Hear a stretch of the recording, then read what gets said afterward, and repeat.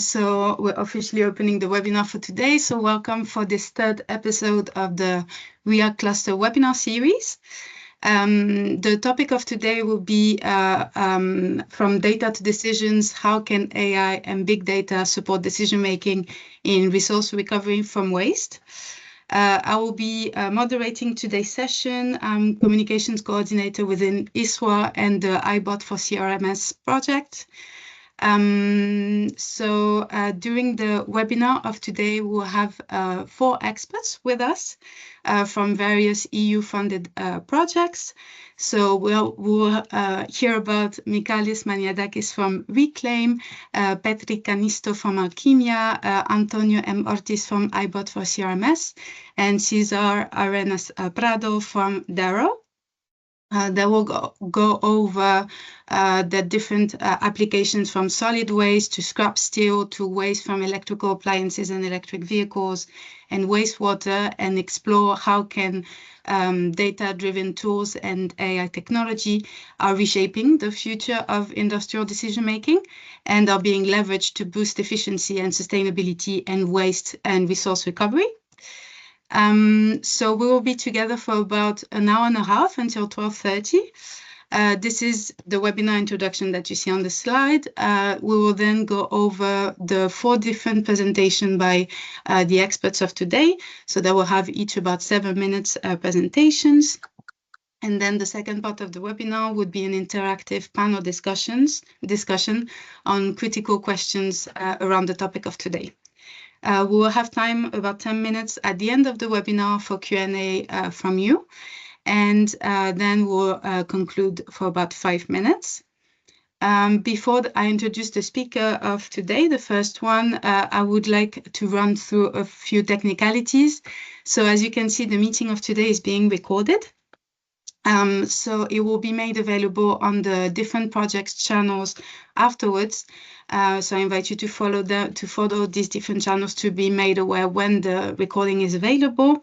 I will share with you in the chat the details a bit later on.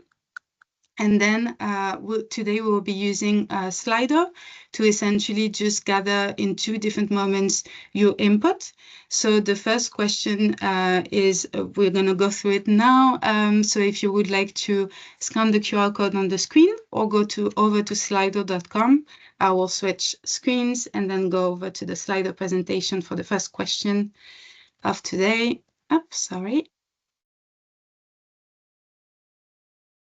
Which is, we would like to know which type of organization do you represent, if it's either research and academia or process industry companies, technology providers, recycling companies, manufacturing companies, industrial associations, European partnerships, more like policymakers and regulatory bodies, or civil society and media. So it looks like from now, research and academia is the majority. So I will leave this open for maybe a couple minutes so that you can see. I hope you had time to also log in. You also have the QR code on the side if ever, you didn't. But so far, okay. So we also have policy present here today. So this is essentially to have an idea on, who is present in the room today. Okay, technology providers, industrial associations. So it's very varied, actually.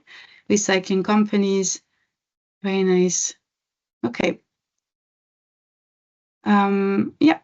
So I will leave the Slido open for a few more seconds, so then we can also have this information later on. I invite you to continue voting, and then I will go back to the presentation quickly to jump over.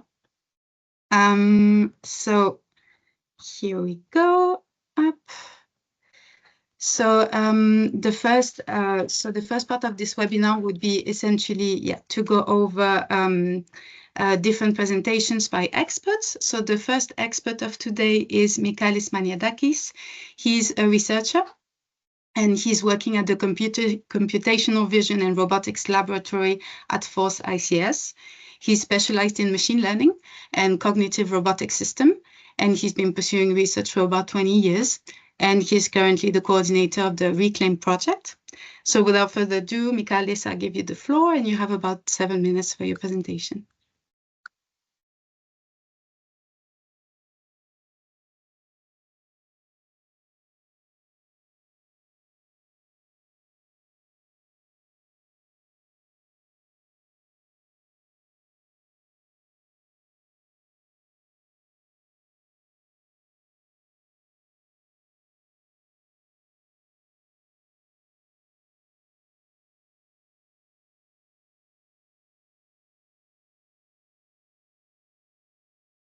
Are we supposed to hear something now? Yeah, can you maybe unmute? I cannot click on my side, but you should have the button, Michalis. Okay, oh, yes, yeah, yes. perfect, perfect. Can you see my screen? Okay, Yes. okay. So sorry for this confusion. Sorry. So yeah, I'll discuss about the Reclaim project and how we treat big data for our AI purposes. The full title of the Reclaim project is an AI-powered portable robotic material recovery in a box. This is a project that is implemented by 10 partners coming from 5 different countries. And regarding the problem that we're going to address in Reclaim, this is focused on the waste that we all as citizens produce. And what happens with this waste is that they are collected and they are transported into central places, material recovery facilities. These are the MRFs close to the urban areas.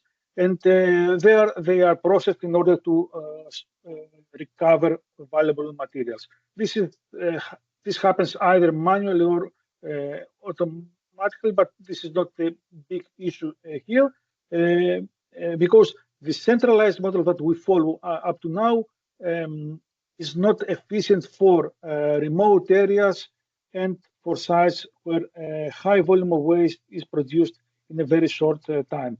The reason why this is not efficient is because it is very costly to transport the waste to the central MRFs. The waste is usually compressed inside trucks, so this makes the recovery of the sorting of materials more difficult, and at the end we have less materials recovered. So there is a need for a portable material recovery facility, and this is exactly what we are doing in Reclaim. We are developing a low-cost and portable and robotic material recovery facility that is able to store waste at a local scale, but with an industrial level efficiency. And this is more cost-effective, mainly because we save a lot from the transportation to the central MRFs. This video shows what happens inside this MRF, the container that is full of technology, robots and cameras and AI. You see that there are 5 different robots installed inside the PRMRF that they can pick and sort waste into different bins depending on their material type. To make this real and more efficient, actually, we have developed our own robots, which are some very low-cost robots that are doing the picking and the sorting of the waste. These are linear robots with either 1.5 degrees of freedom or 2.5 degrees of freedom. The 0.5 degree of freedom refers to a piston that moves up and down with a binary mode, and you see that things can run quite efficiently. Now, regarding the decision making, we collect a lot of images from waste images that are processed and are used to train our models in order to be able to categorize, identify and categorize the waste objects. An example is shown in this figure. We want to categorize objects as PETs, aluminum cans, or HDP bottles. You understand that the waste images are actually endless. There are different deformations that they may have is endless. So what we do instead of recording millions of images, we are also trying to produce our own synthetic data. And this is what is shown here. We start from an original image on the left, and then we do random transformations in order to produce new ones, new appearance of this object. We have trained a model that can assess the realism of the produced images, and you see that on the right, we can develop new, quite realistic synthetic images. that are used to train our models. On top of that, there is also the option of having a dual spectrum categorization, which means that we can categorize the waste in both the visible domain and the infrared domain. This increases a lot the accuracy of our decisions. And in fact, what happens is shown in this video. You see that by combining the two, actually both categorization approaches have their pros and cons. So by combining the two, we can have at the end a very highly accurate decision-making procedure that goes up to 98.5% of accuracy.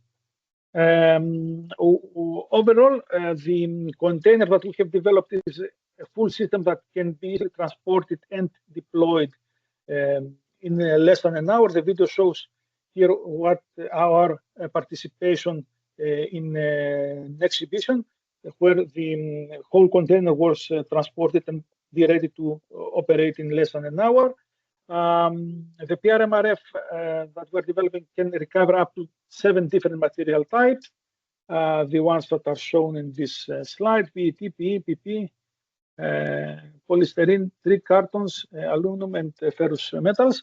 Regarding this performance, it can pick on average 120 items per minute, which overall goes to more than 50,000 items recovered per shift.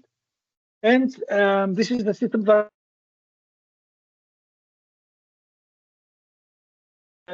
actually next week we will start processing waste in Kefalonia Island. I mean, these are real waste that are produced by the citizens and the visitors of the island. So we will be in contact with the real demands of waste sorting.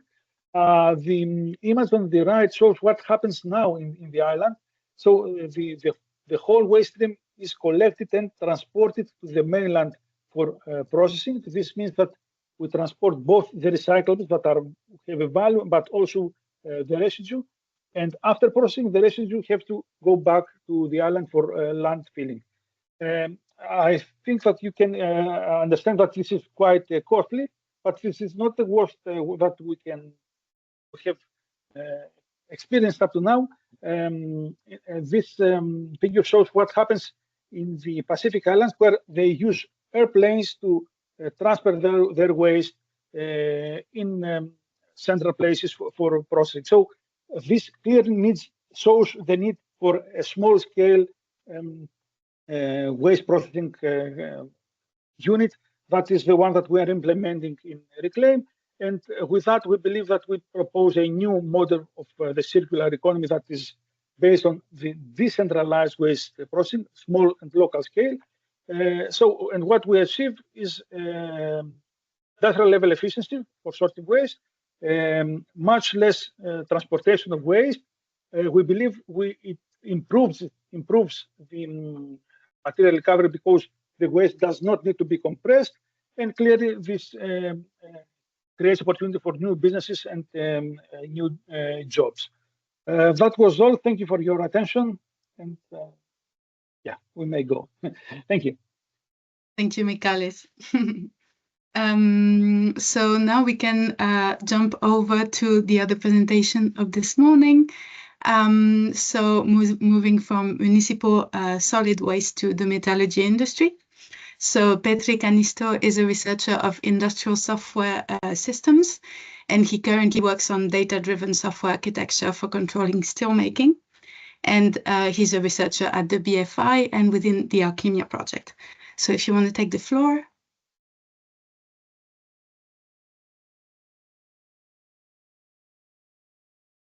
Okay, thank you very much. Can you hear me? Yes. Great. So thank you for the introduction. So it's only 7 minutes, so I cannot go very deep, but just to briefly give you some motivation and the background of the project. Now it seems that it went black for me now that I use the full screen. So, but maybe just a second. It's better now? Now it's okay. Yeah. Okay, great. So, but the project goals and problems that are behind where the motivation comes from. The variety of optimization models we need in this project, and then how to optimize scrap reuse, because in the end this webinar is about waste and reusing waste in a new way. For the motivation part, what's behind, so of course we are aiming at circular economy, that's an important element, but then on the other hand, these processes for circular economy are not easy to control, so we need decision support for the operators. In steel plants in this case. Steel is a strategic resource, so we want to make steel in Europe also in the future. Steel is more or less everywhere, you could say. So that's why we want it to be economically feasible so that these steel plants can truly remain in Europe. On the other hand, we want to save energy and we want the processes to be efficient. And this everything, all of these goals can be reached better with data-driven approaches, as you can see at the bottom. So data enables reaching these goals. Just briefly about the partners, not going to explain one by one, but in the middle, you see the use case partners, CELSA Group and Fonderia di Torbole, or FDT, are the two industrial operators in this project. So first about the CELSA use case, which is the main use case regarding this presentation. So the aim is to make new steel products from scrap. And you could intuitively think we just melt the scrap and then we have steel, but this is not the truth because the scrap comes in many sorts, in many qualities. Some of the scrap types are purer than the others. Then on the other hand, the steel products also vary. So they have various requirements regarding chemical composition, for instance. So there's plenty of steps, and we don't focus on all of these in this project and in this presentation either, but just to give you an overview that there's multiple problems and all of this can be facilitated with data, transforming scrap into new products. The other use case which receives less focus in this presentation is the FDT, Fonderia di Torbole. So producing automotive parts from steel, it has still environmental impact reduction as a goal, and also cost reduction, of course, quality standards, and then keeping them processes efficient and not causing too much waste. As a novelty from this project is federated learning, and as a method, this is something that has been applied for some time already, but not so much in steel making. So what's behind here, as we have these optimization models, these are operated in plants, in steel plants. And if these plants are many and they have some symmetric elements or maybe even similar models, or let's say almost similar models, we can improve the performance of these models by centrally letting the models learn from the other models centrally. So we have this central server that performs federated learning by receiving local updates from the plants, and then on the other hand sharing the global model weights with the plants that operate the models. And this is beneficial, especially if the data coverage is limited. So there can be some, for instance, some exceptional situations that have not been faced in some of the plants. And when the plant faces the situation for the first time, it is beneficial if it has received already some knowledge about this from the other plants. And the other related item to talk about on this slide is the continual learning. So the idea here is to monitor the performance of the models and then retrain the model or regenerate or reparameterize the model if it seems that the performance has degraded. And this is something that's going to happen if you use scrap. Scrap as input material is fluctuating, the quality rarely stays very stable. Then the final slide about this variety of models. So we use AI, but not only AI, but other models too. So on the left, you see we have scrap characterization and scrap mix optimization. These provide decision support to the operator. So if we want to produce a certain scrap type, which scrap type, certain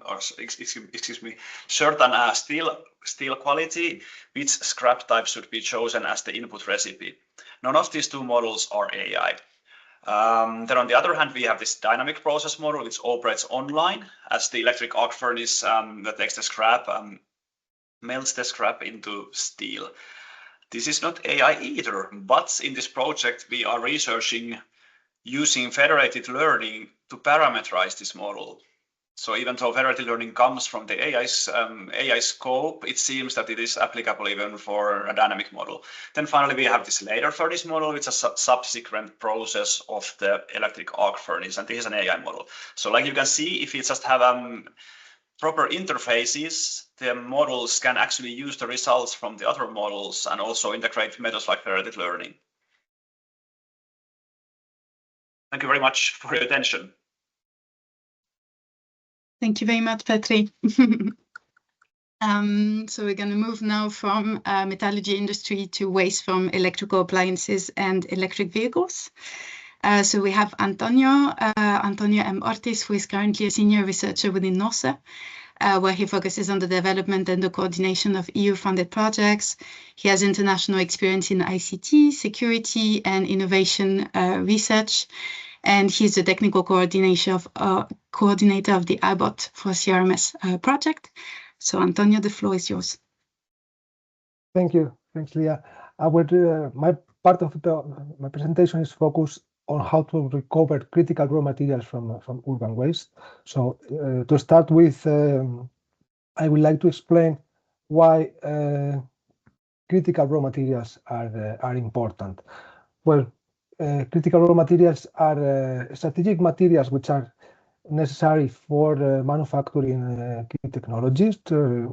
We all have a phone that needs lithium, cobalt, etc. Some of these critical raw materials that are needed for it to operate properly. The main issue with this kind of materials, why they are critical, is because the production is concentrated on a reduced set of countries that are in some cases limiting the export of these materials. So their availability is reducing. As you can see here, for example, China controls most of the production of magnesium, graphite, or other rare earth elements, etc. So it's key for Europe to recover as much of these critical raw materials as possible from waste in order to be reused in further manufacturing processes. In fact, the European Commission has set a high priority for this in order to keep sovereignty and resilience in the world industry. So they have published the Critical Raw Materials Act that details all these needs about keeping the raw materials that we have and recover it from urban waste mainly, that so we can become more and more independent from the producers of these critical raw materials. So currently, the situation for urban mining, so recovered materials from urban waste, is mostly manual. So there is manual sorting from residual waste, also manual sorting from shredded products, manual disassembly of products in order to recover these materials. Here, for example, it's shown the recovery of magnets from hard disk drives. There is also manual dismantling of different components or different electronics or other appliances, and also the recovery of materials from landfill is not fully explored. The thing is that currently, with the volumes of waste that we are generating nowadays, the manual processes are not sustainable anymore, and there's no possibility to solve the current crisis. So in order to solve this, what iBot for CRMs is working on is to enable AI-powered self-learning robots in order to first valorize or estimate the value of the waste, and then perform this recovery of critical raw materials. The project started by the end of last year, so we are still in the early stages of the development. So regarding data and AI in the project, what we do is we have multimodal sensors. We have RGB cameras, LiDARs, XRF, etc., in order to collect all the possible information. Then the idea is to integrate this information, this data with AI or machine learning models, so to enable big data analytics. There are real-time feedback loops in order to increase the accuracy of the models, as well as integration with digital twins, closing the circle again for getting more additional data from sensors.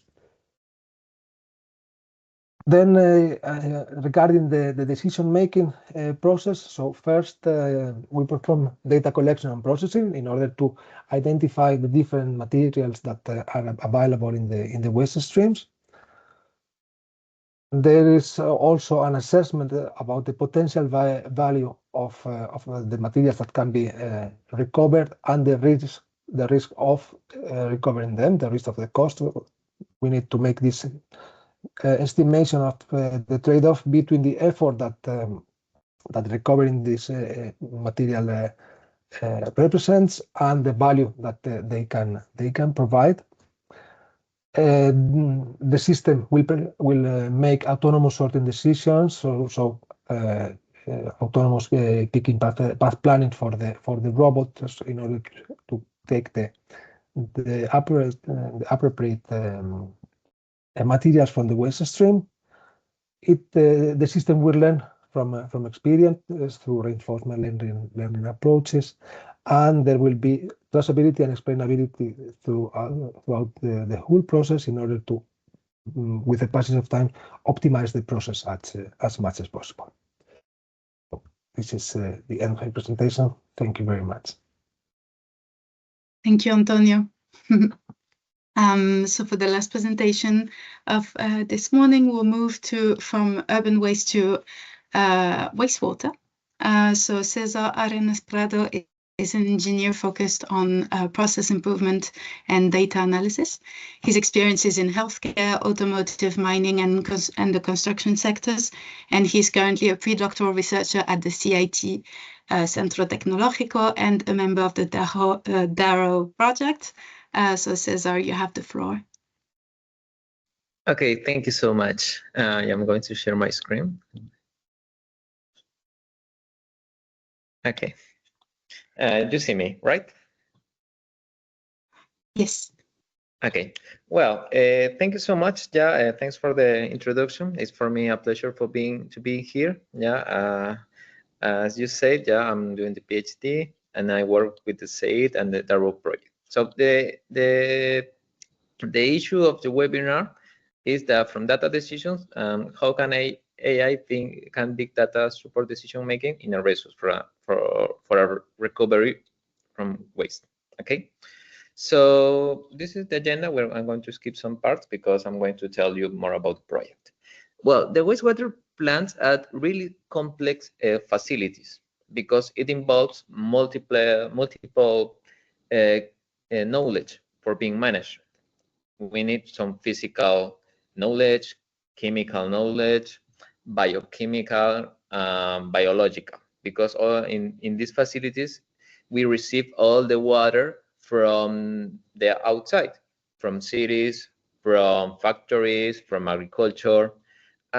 It contains a lot of pollutants, many kinds. So, well, we establish inside the facility all a kind of treatment to reduce the quantity of the pollutants in order that when this water goes out to the river, go in a good condition and doesn't cause any bad effect on the environment. Okay, so that's what a wastewater treatment plant does. Now our technique is focused also is focused on integrating the knowledge from mechanistic models. The mechanistic models are like mathematical models that have been studied for several years. Physical, you have like many equations, you have matrix and steady state equations. So all this knowledge we want to approach and combine it with IM models. So it's going to be like a strong model. If we know the mechanical and the interpatterns of a wastewater treatment plant, we can deduce an AM model that will predict how is going to be the behavior of the plant. So that is our main hypothesis. Now I present the DARROW project, that is a European project that wants to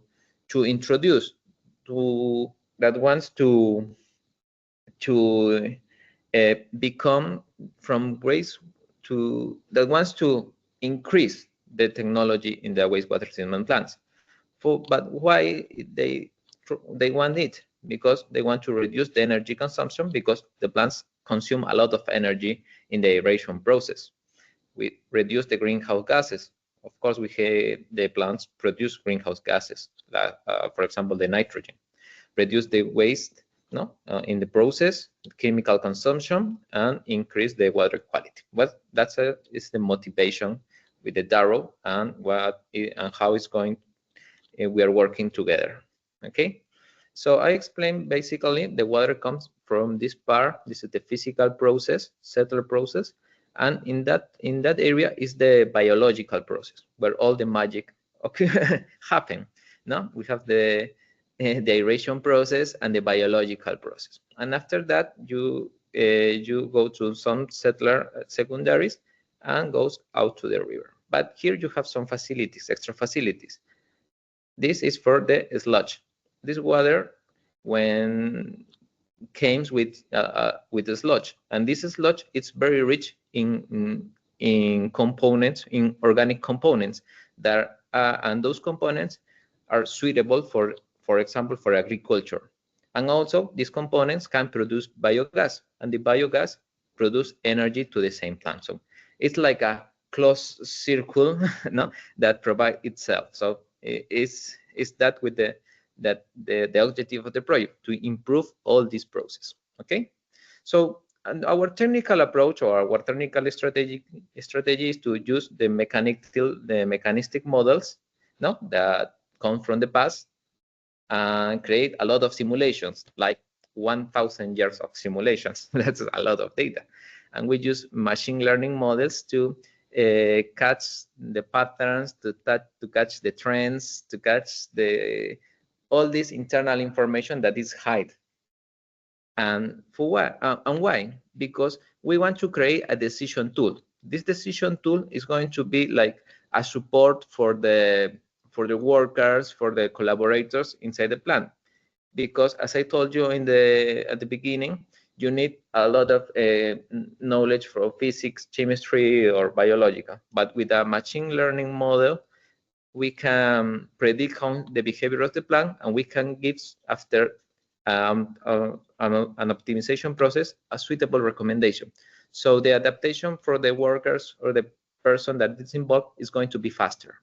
Okay, so this is the gap that we are going to try to get, to fill. Sorry, this is the gap that we are trying to fill.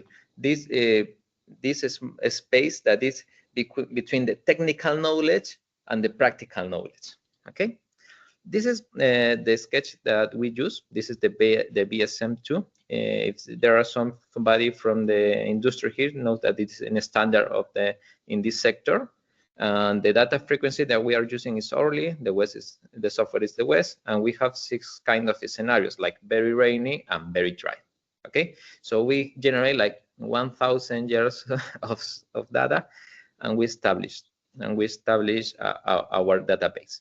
So we have information in the past, the present, and the future. The influent comes with a lot of pollutants, okay? Nitrogen, ammonium, phosphorus, many things. But you have operational data. like the controls in the aeration system. Okay, combining it with the biomasses, you will dissolve the pollutants, and you will see it on the effluent. Okay, and also consuming energy. So if we have the data, the data in the past, in the present, we could be able to predict in the future. That's why we use those AM models. For this information, we choose like LSTM because they gave us some good results, because it's like a temporal series. No, maybe we can go deeper on a technical process if somebody wants to ask me about that, but I'm going to go faster by this way. After we have a suitable model that can predict, also I didn't say, but we are able to predict like between 12 and 24 hours with a good accuracy. Okay, so after that we realized that if we change the set points and we predict, we're going to get the results, and if these results commit with the European restrictions for the effluents, for example, it's going to be a good solution. But it's going to be optimal? Not necessary. And we change again the set points and predict and see if it's optimal. When we have a battery of simulations, we can determine if it is optimal or not. For that, we use something. Our tests are being with genetic algorithms, just for generate multiple solutions. This is the strategy. No, at the end, it's a multiple objective minimization problem. So that's how we do the optimization process. I take it as a references from another investigation from Korea. So no, this is I just took from them and try to adapt to this investigation. That's something that we are going to see at the end of the process. No, now we have the effluent, we have the influent, we have our set points, and for the next, for example, next 8 hours, we are going to establish our set points in this, in these points for being efficient for being efficient, and it's going to be our cost and our effluent quality. So that's what we are trying to do, that we are working now, and just for make the people make the job of the people easier. That's how the AI can help the people to take informed decisions by the end of the day. Okay, well, I think that's all by my part. If you have any doubt, please just let me know. Thank you very much. Can I ask you to stop sharing? Yeah, that's perfect. Thank you very much, Cesar. So we're going to move now to the interactive panel discussion of today. So just it was very interesting to hear about the use of AI for these different waste streams and sectors. So just for reminder, before we jump over, we had Reclaim on municipal solid waste, ALCHIMIA on industrial waste, iBot for CRMs on urban waste, and DARROW on wastewater. So they all have this joint goal, though, which is resource recovery and the usage of AI to collect data and to improve efficiency. So associated to that topic, I have maybe a first question for Michalis and Antonio.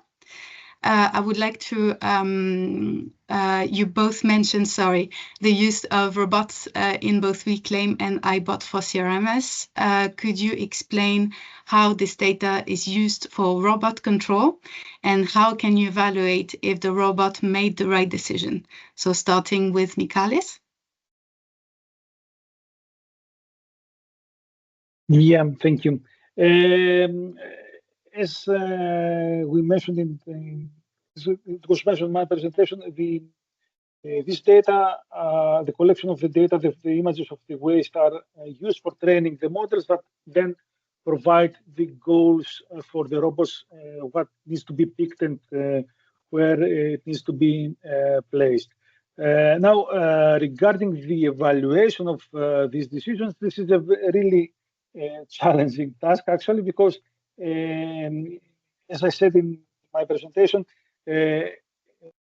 100, on average, 120 decisions are made every minute inside the PRMRF, inside our waste sorting container. So it's hard to evaluate each one of these decisions. On the other side, this high number of decisions can actually help us to understand if there is a constant pattern, a mistake pattern that is done from our decision-making mechanism. And this can be accomplished relatively easily by doing some kind of statistics. So that was actually the case in one of the problems that we have faced when debugging our system. In fact, after looking the bin where aluminum cans were collected, we realized that there were in the same bin some small size Tetra Pak items. These are paper items, which were located there by mistake. We searched somehow what was the reason behind that, and we understood that we have introduced a bias in our model to consider as Tetra Paks only the big size items. So the smaller ones were shifted to the Tetra Pak bin. We understood this problem that we have introduced into the model. We switched that bias, and everything worked much better. So by doing some statistics, we can evaluate the decision of the models. But in the Reclaim project, there is also another option for evaluating the decisions of the robot. And this is based on a game that we have developed. So we let the citizens re-evaluate the images that our robots have evaluated. So if, let's say, 9 out of the 10 people disagree with the decisions of the robots, then probably something is going wrong, and we have to reconsider these erroneous cases. What we typically do is that we take these images with where the robot has made many mistakes. We as experts annotate the images, we provide the correct results, and we use them in the training data in order to improve the decision mechanism of the robots. And this was a pattern, a procedure that has increased the performance a lot. Yeah, that's all from my side. Thank you. Thank you very much, Michalis. Antonio, could I have maybe the perspective of iBot for CRMs? Yes, thanks, Leah, and thanks, Michalis, for your answer. In fact, we are now at month 6 in the project, so our solutions are not yet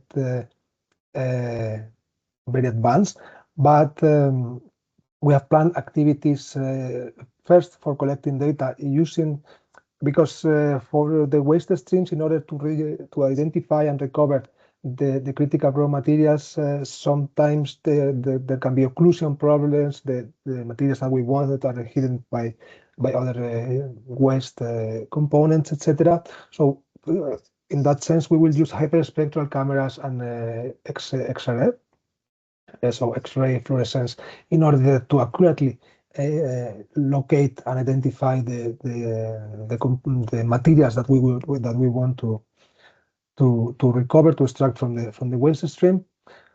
So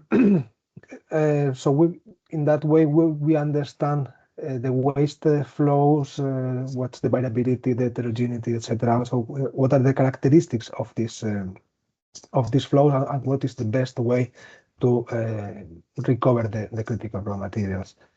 How we evaluate the accuracy of the robots. This is or the performance of the robot operations. This is something that it needs to be. What we have a plan is to compare it to the human decision. So evaluate putting together a human and a robot and see the differences between both decisions in order in the first stage to train the AI algorithms that drives the robot, and then to reinforce their their behavior in order to optimize the collection of critical raw materials. Also, there's in the end we will compare the amount of critical raw materials recovered both from the robots and by the human operators in order to evaluate the accuracy and the performance of the robots themselves in cooperation with the human operators. Here there is something, some aspect that we need to be we need to pay a lot of attention, which is safety, in order to, because the idea of the approach of the project is to have collaborative robots in the same line together with the humans. So how to establish this human robot teaming or human robot collaboration is something that we are working on also in the project. Thank you very much, Antonio. Yeah. I now have a question for Petri. So we're moving from robots to a different usage of AI in decision-making in complex recycling scenarios. I would like to ask you if you can elaborate on how AI methods and non-AI methods can cooperate for data-driven decision-making as shown in ALCHIMIA. Oh, thank you. So methods and non-AI methods is already something that I briefly explained in the presentation. So, but like I'm also showing in the presentation, a steel plant is complex. So there are multiple processes included, and they have different dynamics. So for some of the processes, it can be beneficial to use an AI method, whereas for some of the processes not, or let's say some of the aspects. So think about the electric arc furnace, which takes scrap as the input, steel scrap. We have been using statistical methods to characterize the scrap types, so to know the chemical composition of the scrap, for instance. So if we put these scrap types into the furnace, what is the output, what is the chemical composition we can receive? This enables us to, let's say, go backwards in the process and infer what chemical composition of the input materials was. And then on the other hand, having this variety of the models, so regardless of these are AI or not, we just specify interfaces between the models. Or if it's about federated learning is let's say, by definition, we have this centralized external actor that creates a global model from the local models of the multiple. Well, if we talk about steel making, the models of the plants. So this is also considered an AI method, but like we see, not necessarily, it seems that we can also use the parameterize a dynamic model, which is a dynamic model that we are using for the electric arc furnace that melts the scrap. So let's say we only have our imagination as the limit here, then of course also the properties of the processes. So maybe not everything, not all methods suit for all processes. So this enables us to choose what we need and what suits best for the needs. Thank you very much. I have one last specific question and maybe more of a common one after this. This one is for Cesar. We would be curious to know about Darrow's data collection approaches and how AI is used to optimize the performances of processes.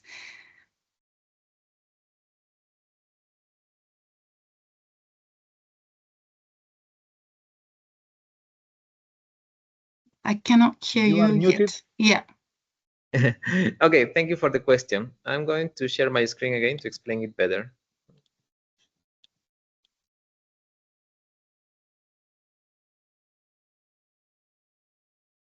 Okay, the data collection is very important for us because we create a battery of simulations, like a lot amount of information from the past, present, and a future. This information is based on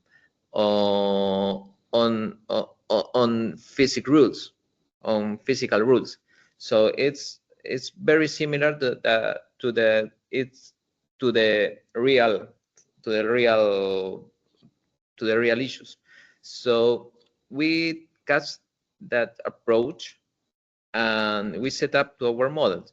So because we have a lot of simulations, we have a lot of scenarios, we have a lot of combinations that give you a lot of information to learn how is the behavior of our plant.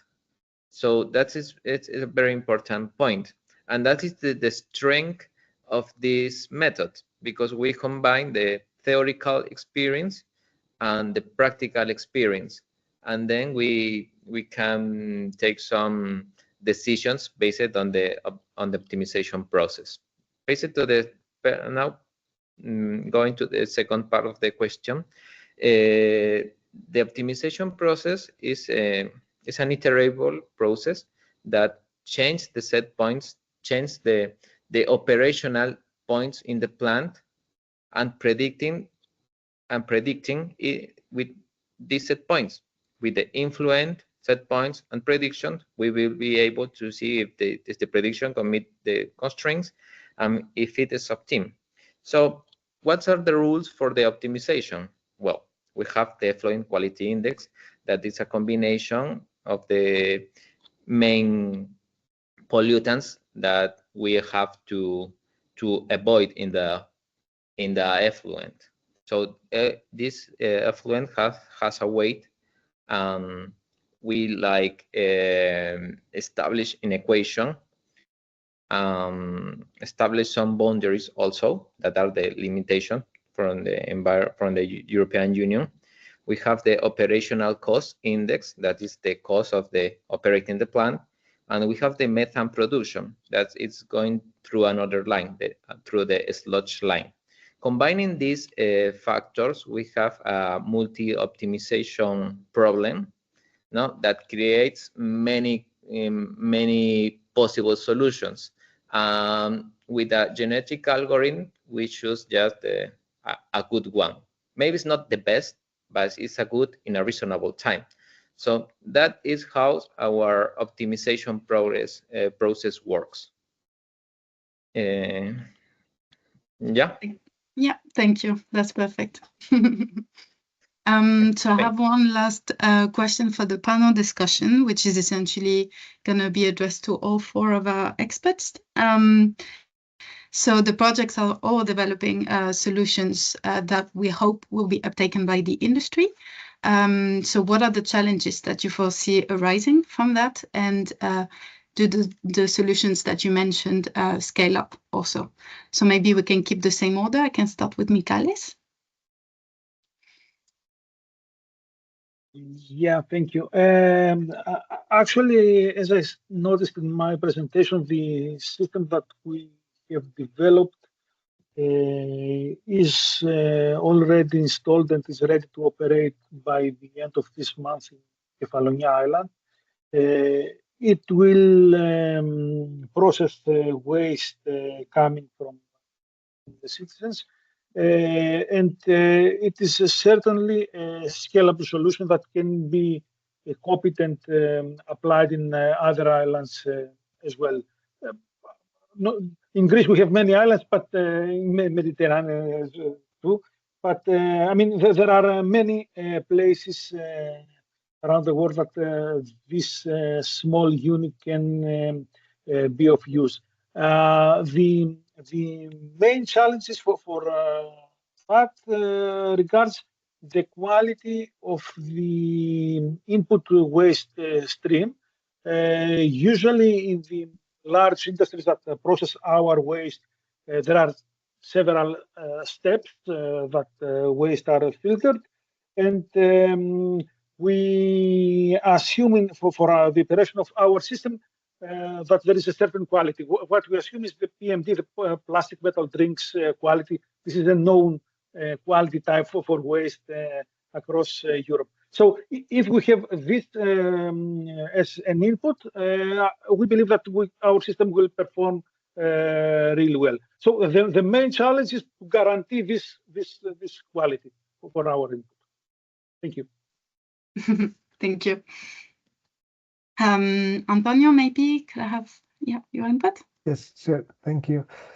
Well, regarding the main challenges for iBot for CRMs, from the technical perspective, we need to make everything work. So from integrating the vision systems with the AI and with the robots in order to efficiently recover the critical raw materials, this is the first challenge. The second challenge is about adoption and exploitation of the project results, because in order for the solutions provided in the project to be widely adopted, it is essential that it's profitable for the waste management plants. But if the situation continues with the producers of critical raw materials limiting the exports to Europe and to other countries, the prices for these critical raw materials will continue to increase, and there will be a situation in which we need to recover them no matter how. So, but the idea is to make it the process is efficient and profitable for the waste management plants in order to maximize the recovery of this kind of materials. Yeah. Thank you. Thanks. Maybe on the ALCHIMIA perspective, Patrick, can I hear from you? Oh, thank you. So first, about the challenges of the solutions being adopted in the industry. So when there's some software-based system, in the end, okay, you have software and then you have hardware. And in our case, the hardware is in the end the process equipment. So that's operated by the plant operator. And this software, this optimization software, comes from us.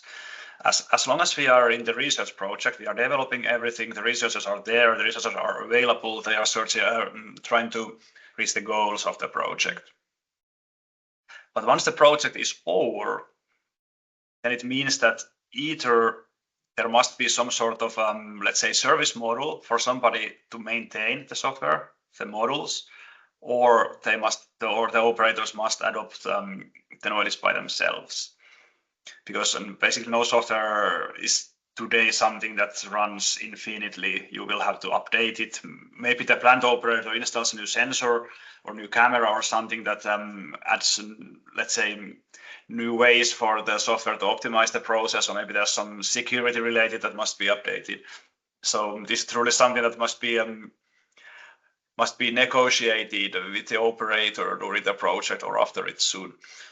And then about the scalability, the models run inside the plant, so this doesn't really cause so much scalability problems. So even if the model runs in real time, if you just have the sufficient resources, no issues about that. But if there's a network of multiple plants and you use federated learning, this means that there's a centralized server that's going to collect data, or collect weights from the models and then share the global model back to the plants. But this is something that happens offline. So I don't expect anything very serious about this. So if it happens offline in the background, it doesn't really affect the operation of the real-time processes. And federated learning, as far as I know, it has been applied in scenarios with plenty of clients before. So even though I haven't developed algorithms by myself, I believe this should be no issue in federated learning. Thank you. Yeah, Cesar, maybe. Yeah. Well, I was thinking the wastewater treatment plants world, and well, in any plant, each plant is so different between themselves. Okay, so are like, because every city has a different situation, and any kind of the pollutants are so different sometimes. But for the scale process, I am optimistic, because one time that we understand all the complete process, we are going to be able to replicate in another plants, yeah, but considering their own difference between them, no, but the workflow is going to be almost the same. So I think that the AI is going to solve many issues about energy efficiency, no, helping to the operators to take good decisions. That's another challenge that Petri was talking about, the operators, because we have to gain the operators' trust. Okay, we need that they trust in our models, they trust in the technology, because the AI now it's like it's going to remove some jobs, it's going to to fire people, but it's not like that. It's not like that. No, it's just coming just for helping people to make their job easier. Well, also I think they integrate it with a real plan is going to be also a good challenge, because the sensors and the information sometimes are not really reliable. That's it's something that we are working just on this moment with partners, but it's going to be a challenge that it would be very exciting to succeed. So that's my opinion. Thank you very much. Yeah, so I think for the panel discussion, we are coming to the end of it, but right now we have time, about 10 minutes for Q&A. So if I take over the Q&A box, I think we have a few questions already from the audience. The first one, which I believe should be addressed to Michalis, is which methods are used to generate synthetic images for training, and how do you evaluate their realisticness?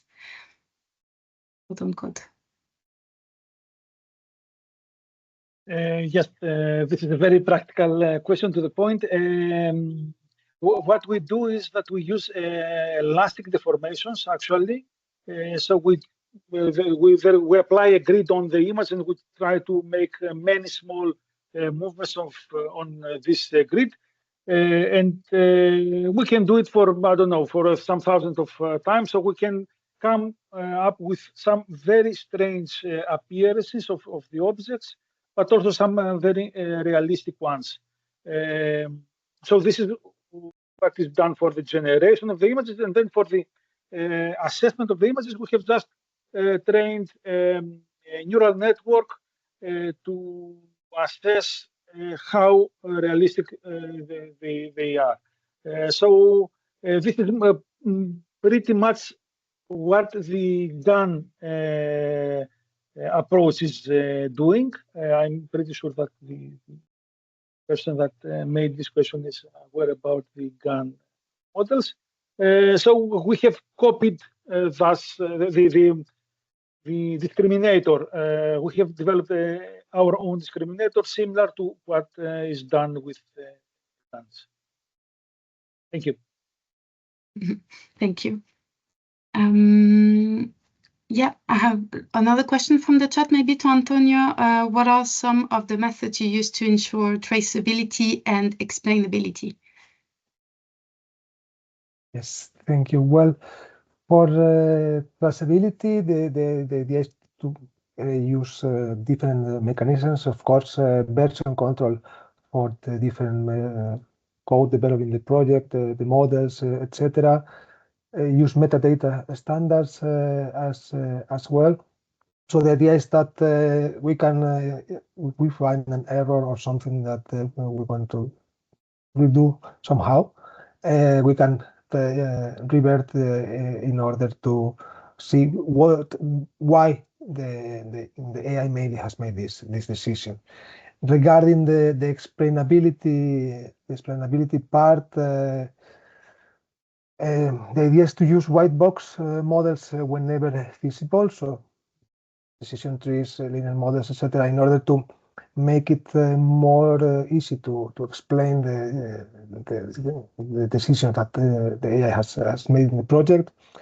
Of course, having a human in the loop annotations, so we can teach the models to learn or to think similarly to humans, and also, of course, the traditional documentation, interactive dashboards, etc.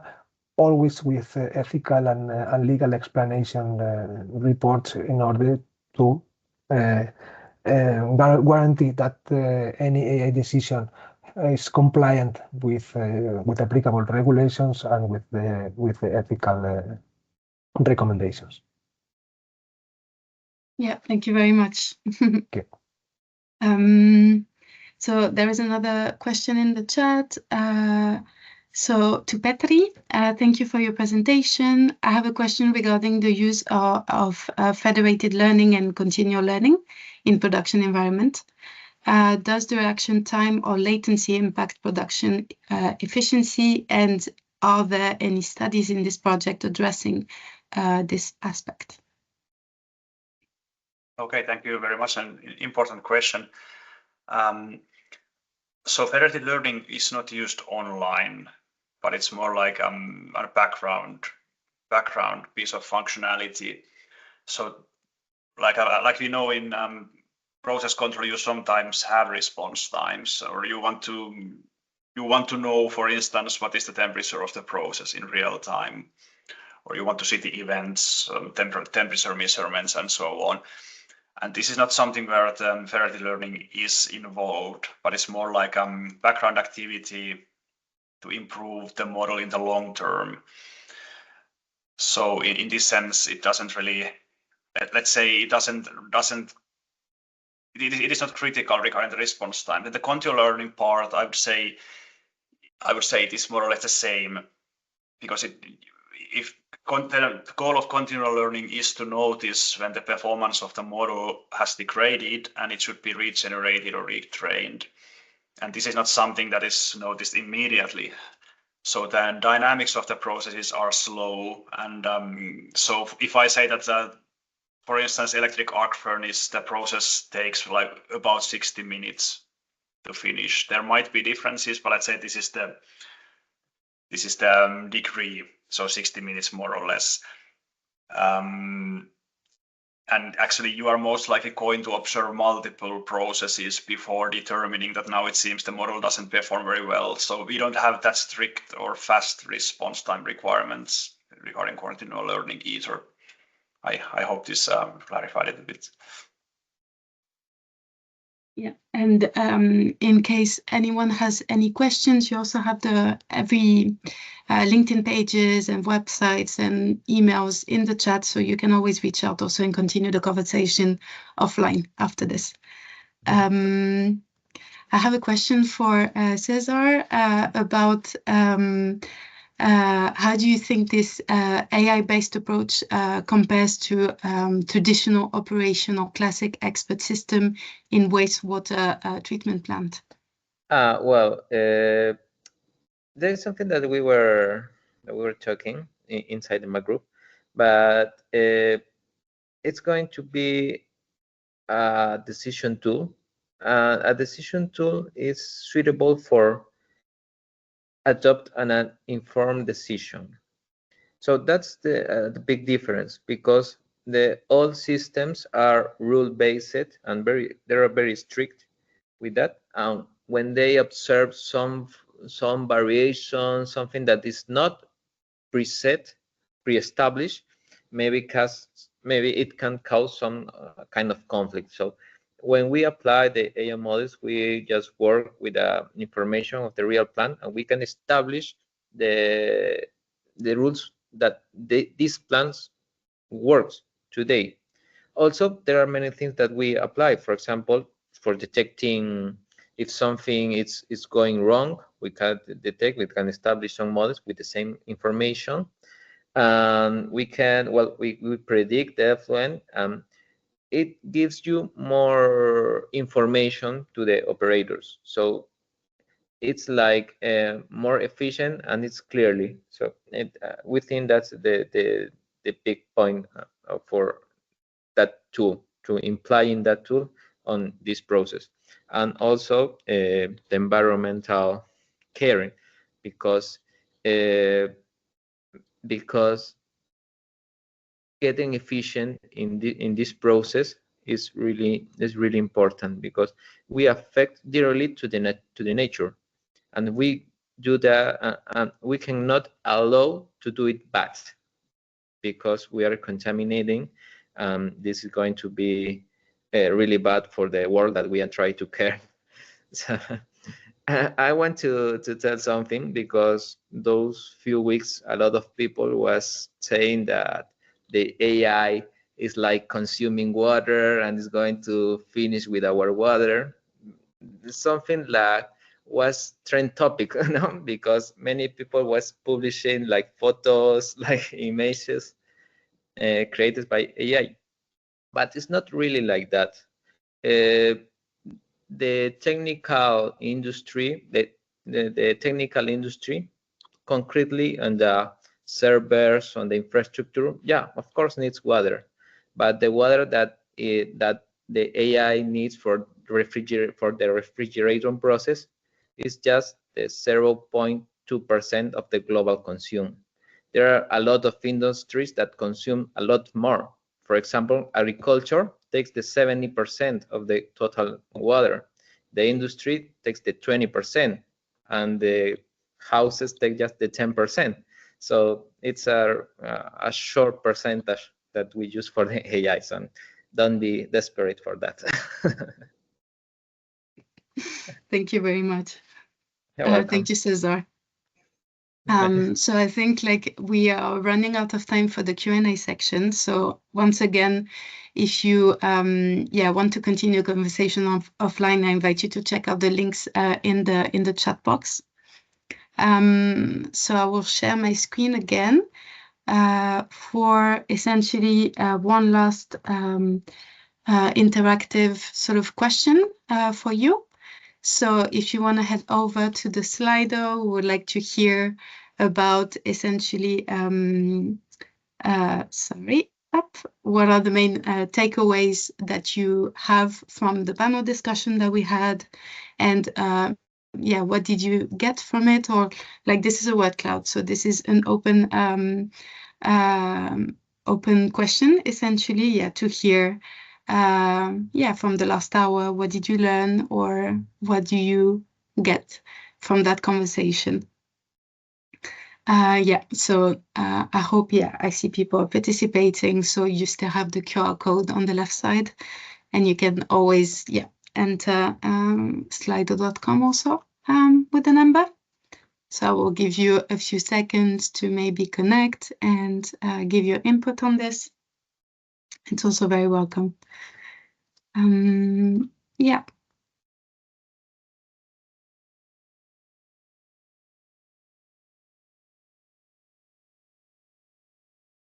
Okay, so very interesting.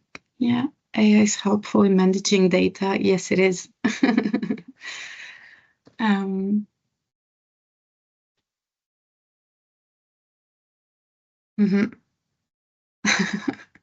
Yeah, definitely. Very interesting projects, very promising.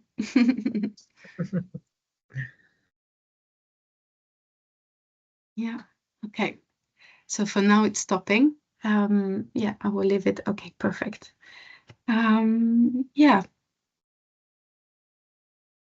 So thank you very much for your input. Just that was one last interaction with the Slido. I would just quickly, before closing today, I would like just to ask our experts essentially about if they identified any areas of collaboration today, and if maybe Michalis, you can start, and if you can tell us if you identify those today.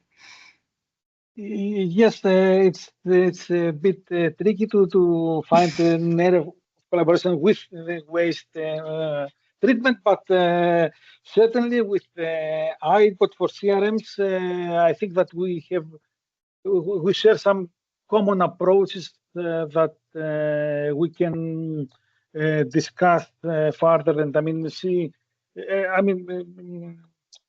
change our points of view and some good practices for dealing with the flows of waste. So yeah, mostly with the iBot for CRMs, I think there is space for collaboration. Yeah, thank you. Maybe Antonio to follow on that. Yes, I tend to be a very collaborative person, so I try to find collaborations anywhere. So with Michalis, of course, for the part of the vision systems identification of different components in the waste streams, I think that could be very interesting. And with Petri and Cesar, mainly for the AI part, that could be something that we could elaborate or discuss further on for the continual learning approaches, etc. I think that those could be potential paths for future collaboration. Thank you. Maybe Petri, do you want to follow up on that? Oh, thank you. So let's say we have quite a broad area of themes, although there's this common theme of reusing waste. But so think about my own employer. We are quite deep in steel making, but this is not the whole story, because we have these EU projects. We often have, let's say, quite a wide range of use cases. So if the common theme would be like, again, circular economy, for instance, that's already something that combines us, obviously, because we are in this webinar. Industry 5.0, you have these themes of sustainability, human factors, and resilience. So I would believe that we would come together quite well in some Industry 5.0 project. And I think Cesar was the one who mentioned that there might be some human resistance because this is disrupting. So circular economy is something that hasn't existed really, well, to some extent, but not to, let's say, sufficiently before. So it is going to change the society, and we will have to think about the human factors also. So let's say I can see that if there's just a project proposal, it would be possible to build a common umbrella to involve these projects. And then, of course, the methodological side also. So if there's anything related to models, that's another question. Yeah. Cesar, would you like to react on that maybe? Well, I'm agree with everyone. Yeah. Well, for me, it's very interesting. For example, the artificial vision is like a field that I feel curiosity for that. It's I'm very passionate for that, and I developed some things, but I would like to apply it more, but in an academic way. But I would like to apply more. For example, with Michalis and the AI, the reinforcement learning, it's something that it's going to be the next step. For example, for my optimization problems, we can apply a reinforcement learning. For example, we can connect it directly with Antonio, with everyone. We can just put it into the plan. It's going to be costly, not as money, even as work. Also, as Petri said, it's a disrupting technology, so it's going to be costly, but it's going to be good for us, I think, and for everyone, because the AI must work for the humanity, not by the opposite. Definitely. Thank you very much. I will share my screen. So one last time for just communication purposes. So once again, you have all these links in the chat if you want to collaborate further, discuss further, and exchange and build everything together. So thank you very much for attending today and for taking the time this morning for this webinar. Thank you to our 4 experts also for their presence. And I guess have a nice rest of your day. Thank you so much to you, Leah. Thank you, Matt. Thank you very much. Thank you very much. It was a Thanks, pleasure everybody. to join present.